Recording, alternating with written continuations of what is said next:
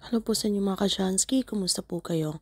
At ngayong araw na ito ay meron na naman po tayong bagong ibabahagi sa inyo na kung saan ito po ay mga simpleng paraan para mas lalo pang maka-attract ng good luck na yan sa usaping yaman man o pananalapi. So bago po natin simulan ng anumang ritual mga Kashansky, ay nais ko lang pong i-promote sa inyo para po sa mga gusto ng pampaswerte. Meron po tayo sa inyong mga negosyo, sa inyong mga trabaho, sa inyong mga career, o kung kayo po ay mahilig maglaro ng anumang uri ng sugal, meron po tayong pampaswerte dyan. Para po sa mga interesado ay mag-PM lamang po kayo sa akin. So anyway, ngayon pong araw na ito pong ating ritual natin gagawin. Ito po ay mainam kung ikaw po ay mahilig maglaro ng anumang uri ng sugal, kung kayo po ay mananayin ng loto, or kung kayo po ay anumang uri ng mga sugal online games, or kaya mahilig sa sabong, okay? So ito po ay mainam sa inyo. But pinapaalala ko lamang po ay hindi ko po kayo tinotolerate na kayo po ay malulong sa itong bisyo. Dapat kailangan ito po ay maging balanse at dapat inyo po itong libangan lamang. Na hindi po yung tipong inyong pera ay inuubos nyo po dito at kayo po ay magkabaon-baon sa utang, okay? Dahil ito pong ritual na ito ay hindi po mag-work. So dapat ito po ay libangan lamang sa inyong kung meron po kayong mga extra money, alright? So, gawin nyo lamang po ito sa umaga between 6 to 8 a.m. Maghanap lamang po kayo ng parte sa inyong pamamahay na kung saan kayo po ay komportable. Na pwede nyo pong gawin ang ritual na ito na wala pong mga distraction. So, make it sure na naka-off ang inyong mga telebisyon, ang inyong mga radyo, nakasilent ang inyong mga phone para po kayo ay makapag-focus. So, kapag okay na mga Kajansky, simulan na natin ang ritual na ito. Gamit lamang po yung asin, okay? Kahit ano pong klaseng asin na meron po sa inyong pamamahay, meron po kayong rock salt, Himalayan salt, or ano pong salt na meron po sa inyong mga kusina, ay pwede nyo pong gamitin yan. So maghanda din po tayo ng maliit na bowl mga Kajansky, and then yung ating asin, so maglagay lamang po tayo ng 8 teaspoon, okay, or kutsarita ng asin. Ilagay nyo po ito sa inyong maliit na bowl, okay? So, teaspoon po at hindi po tablespoon mga Kachansky, alright? So, 8 piraso po, so, kasi ang number 8, ito po ay konektado sa numerology, na kung saan ito pong number 8 ay swerte po dahil sa hugis simetriko nito na parang dalawang bilog na ito po ay magkadikit-dikit. So, dahil ito pong bilog ay ito po ay sumisimbolo ng eternity. Kung saan, ang ibig sabihin ay walang sumpay na swerte ang mapapasayo. So, ibig sabihin ay kapag tumikit po sa inyo ang swerte, ay ito po ay mananatili at wala pong makakaagaw sa inyo. So, ito pong number 8, ang ibig sabihin po nito ay agarang swerte sa usaping pananalapi. So, 8 peraso po ng kutsarita na ilagay nyo lamang po sa inyong mga bowl. At pagkatapos ay ilagay nyo lamang po ang inyong dominant hand sa itaas po nitong mga bowl, okay? Yung parang pinipray over po natin, okay? Yung gamit po yung inyong mga kamay.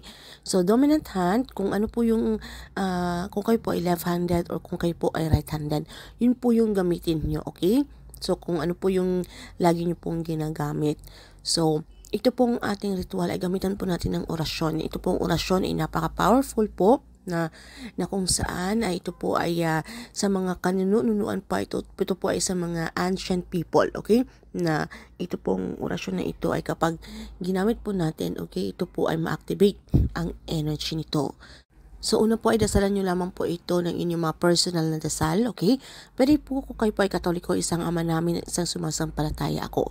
Pero kung iba naman po ang inyong relihiyon o hindi po kabisado ang dasal na ito, ay kahit ano po mga personal na dasal. And then, sambitin nyo po ang inyong mga intensyon, kung ano po yung inyong kahilingan, kung bakit nyo po ginagawa ang ritual na ito.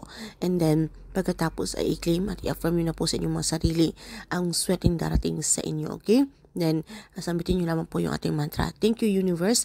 Now, I'm ready to receive the blessings. And then, pagkatapos nito ay sambitin nyo lamang po itong ating orasyon ng 4 na beses.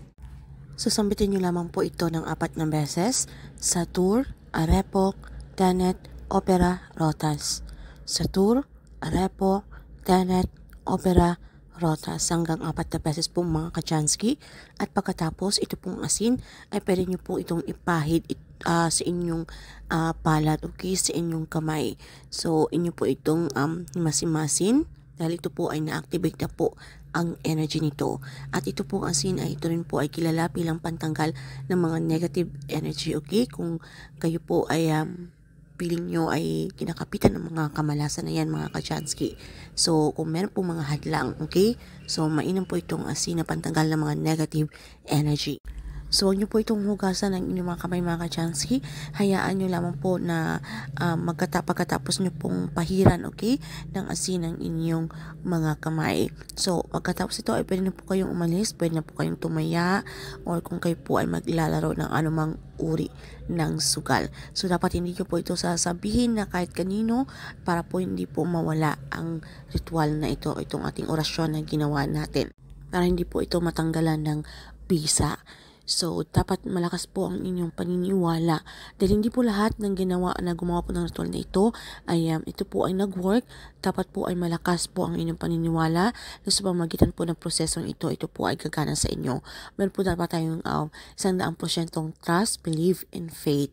Okay, so ayun lamang po mga kajansky. At kung meron po kayong mga katanungan o hindi mo masyadong klaro sa topic na ito, ay paki-comment na lamang po sa ibaba. Okay, yung inyo pong ginamitan ng asin ay pwede nyo po itong isaboy sa harapan ng inyong mga front door or ng inyong mga main door, okay? So, kinakailangan mga kachansky, inuulit ko po na ito po ay dapat libangan nyo lamang. Okay, na meron po kayong mga ekstrang pera. At hindi po lahat ng oras ng pera ay ginugugol nyo po dito sa paglalaro ng anumang uri ng inyong mga bisyo. So, dapat pag may mga extra time, meron lamang po kayong mga ekstrang pera.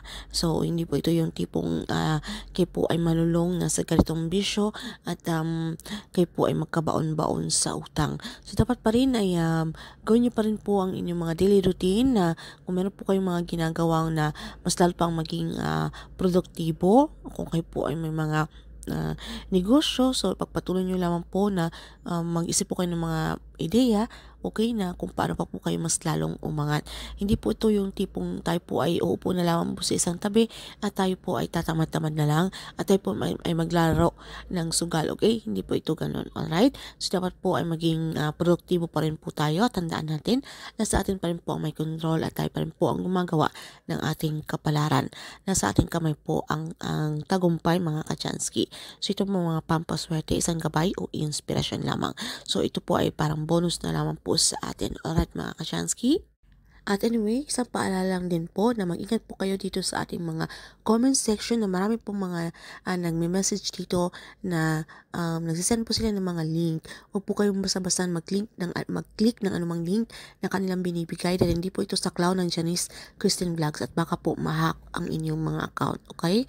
Na marami po tayong mga followers dito na sila po ay nagreklamo na akala nila ito po ay sa cloud ng Janice Christine Vlogs. So mag-ingat po kayo mga kachansky. At yung mga nag-message po sa inyo na Gcash, okay, may mga hinihingi mga informasyon. So, mag-ingat po kayo. So, ayan lamang po mga ka-chanskit. Maraming salamat sa inyo lang sa pagsuporta dito sa ating channel. I need to say bye now. Keep safe everyone.